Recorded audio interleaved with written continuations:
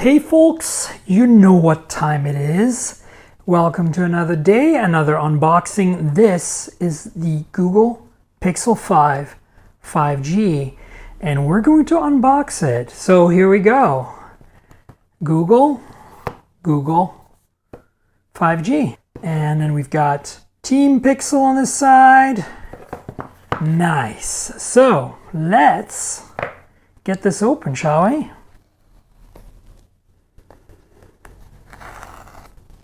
And here we are. Dun, dun, dun, dun, dun, dun. Little indent here in the case. And here's the phone. Ooh, nice. All right, so this material. Ooh, interesting. Kind of feels like paper, actually. It's very interesting. Let's get to that in a minute. Let's see what else is in the box. So we've got a divider here. We've got some manuals, of course. SIM removal tool. See how the SIM goes in here. Let's have a look here. We've got the Google setup manual right here, and then multiple languages. Then we have the safety and warranty, and then we have that SIM removal tool. Now in the rest of the box, we have a charger.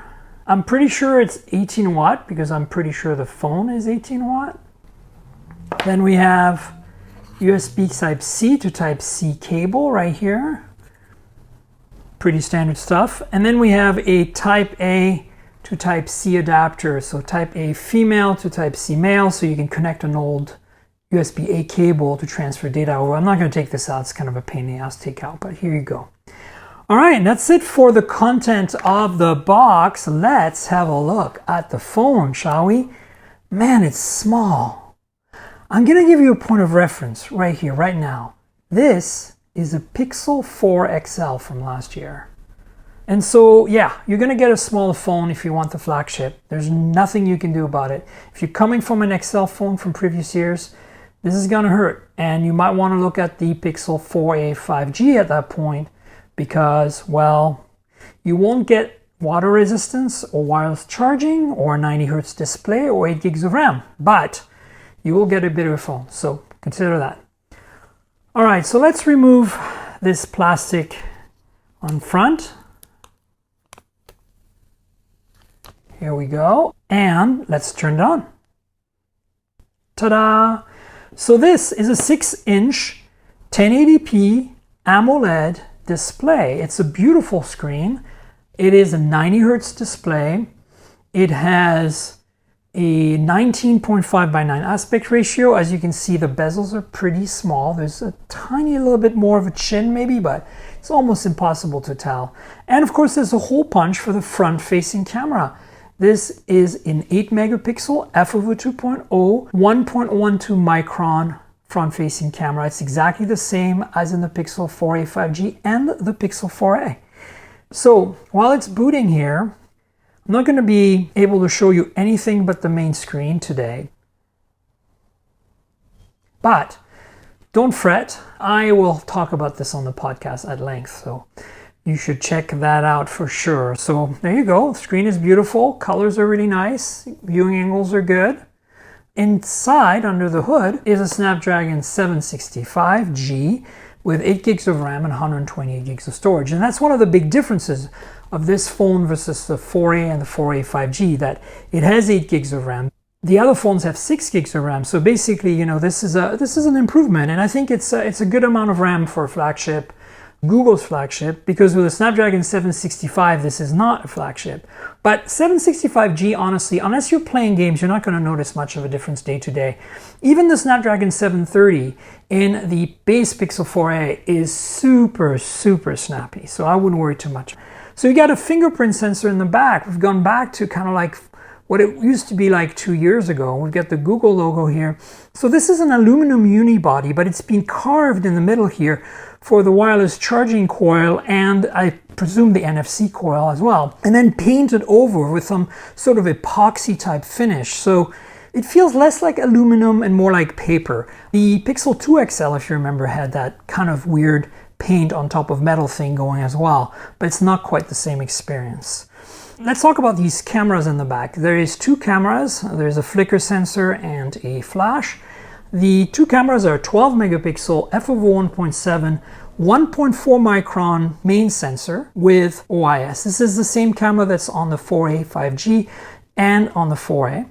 And then there's an ultra wide 16 megapixel f/2.2 1 microns, and this one is the same as the 4A 5G. Now, this is the first for Google to give us a ultra-wide camera versus a telephoto like they did on the 4XL last year. So this is going to be interesting to see what it looks like. I'm much more in favor of an ultra-wide than a tele because the incredible computational photography that Google brings to the table allows some crazy zooming up to about 5x with a regular sensor. Like I experienced that with the Pixel 4a most recently, and you're not going to miss it, I don't think, the tele. But ultra-wide, you can't replace an ultra-wide.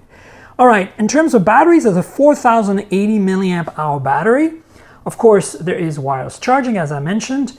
18 watt fast charging, fast in quotes. Really, most of the phones these days support something like 30 watts, so you know. Also reverse wireless charging, which is new to Pixels, and of course water resistant IP rating. It's IP68. And this is a 5G phone. It has 5G radios built into the Snapdragon 765G, and more importantly, this is supporting all the US carriers. So it has AT&T low band, T-Mobile mid and low band, and it has millimeter wave for Verizon. I'm not sure if it supports millimeter wave for T-Mobile and AT&T, but it's interesting because this $700 price tag includes, you know, the millimeter wave tax, basically the fact that you have extra hardware that you might never use on your own carrier. So, you know, I would have loved for the phone to be $650 and have a special version for Verizon instead. That would have been a sweet spot. But honestly, this is a very thin phone. It's a very small phone. And, you know, it feels really great in hand so far. And I'm really not sure this is going to be a big deal. You're still getting all the googly goodness for $700 with wireless charging, water resistance, 8 gigs of RAM, 90 hertz screen. It's an improvement over the 4A and 4A 5G no matter what. So let me walk you through the edges. You've got a power lock key. It's kind of like an emerald chromed button here. You've got a volume rocker. This is the right-hand side. On the bottom, you have speakers and microphones, and of course a USB Type-C port. This actually has stereo speakers, so you know, you get one at the bottom here. And then on the left-hand side here, you have the SIM tray. It's a single SIM, there's no micro SD, but there's an eSIM in this phone. Technically, you're getting a dual SIM phone. And of course, on top here is a secondary microphone, and that's pretty much the tour of the phone. There's really not much else going on. So folks, that's it. That is the Pixel 5. For 2020, the quote-unquote flagship for Google, which is not a flagship, but I kind of hate this distinction because I've reviewed enough phones now with Snapdragon 765G to know better, to know that you get some incredible performance out of that chip, and you really don't need a Snapdragon 865 unless you're like a super hardcore gamer. Interesting to see that rear-mounted fingerprint sensor. It would have been nice to have an in-display sensor as well. I think some people would have liked that, but hey. So I want to show you something else before we go. I do have a case here from Google, from the Pixel 5 case. So let's have a look at that, shall we? Let's peel that open. And, whoa, that's funky. Wow. That actually looks really nice. That looks like a really great fit for this phone. Let's put it on and see what it looks like. All right, here we go. There it is. Looks pretty nice. So yeah, folks, this is the Pixel 5. So please stay tuned for more videos. Like, subscribe, tell your friends, click the notification bell below, comment below. Tell me what you think. Would you buy this over, say, the upcoming OnePlus 8T or over, say, the Galaxy S20 Fan Edition, which are all around the same price? You know, of course, these other phones have 865 chips. Would you spend a little more to get a phone that works on any 5G network in the US, and more importantly, that has all the googly goodness, all the great software from Google? Let me know in the comments. And then remember, this is a supplement to the podcast. MobileTechPodcast.com is where it's at. You should subscribe, listen, all that good stuff. We're on Google Podcasts, Apple Podcasts, Pocket Casts, Spotify. You have no reason not to subscribe. Check it out. And that's it, folks. Stay tuned. I'll have more content soon. And until then, cheers, everybody.